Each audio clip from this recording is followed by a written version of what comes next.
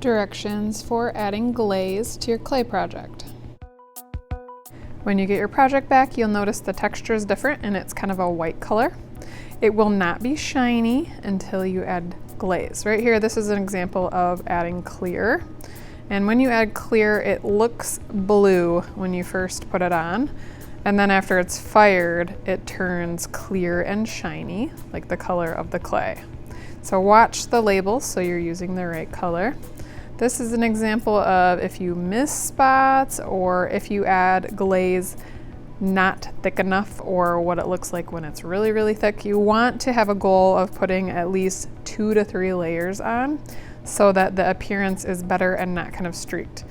The glaze is shiny no matter if it is clear or if it is colored. In the middle here, I actually put clear over the spots that I did not add color on so that it would also look shiny and not kind of chalky. Any spots that you miss while you are adding glaze will stay the same in appearance. So they will be kind of rough and matte and not have the kind of shine that colored or clear glaze give your project. So definitely take extra care in making sure that you didn't miss any spots on your clay projects for the best outcome. You will have primary and secondary colors of glaze, including clear. They're labeled, so make sure that the correct top goes on the correct color. Also make sure to securely put the lids back on so they don't end up drying out. At cleanup time, be sure to take extra care in also returning your glaze in stacks of 4 and making sure nothing's spilling from your basket. When you add glaze, make sure you're using a black handle brush because the bristles are much more stiff and can handle the surface texture of the clay. And it's okay to glaze the inside bottom of your project, but not the bottom where it sits. And it's very helpful to kind of add one single brush stroke at a time. Don't go back and forth when you add glaze. When you're ready to switch, similar to paint, you need to rinse very, very thoroughly and make sure that you're also drying your brush very thoroughly too. If your brush is wet, it waters down the glaze and it does not go on nice and thick and it doesn't have a really, really nice shiny appearance.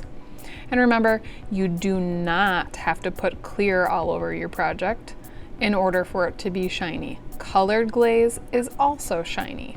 If you notice here, I'm making brush strokes that kind of go one way, and try your best to get 2 to 3 layers because that's going to give us the best appearance once it is fired.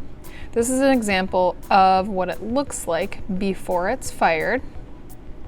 And over top of one side, just to show you the outcome, I will use clear over top of the purple polka dots, because if you apply clear over a color, it will not change the appearance of the color.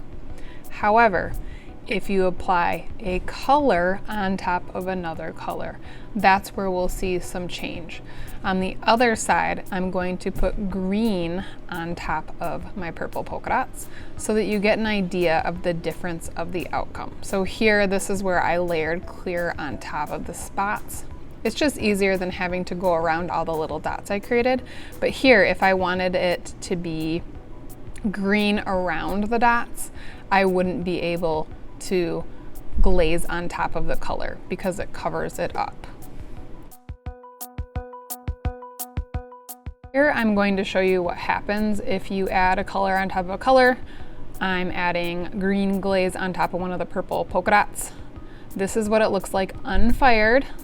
That's why it's all kind of chalky. One side of the polka dots has clear and one side has green. And this is the exact same pinch pot, but fired.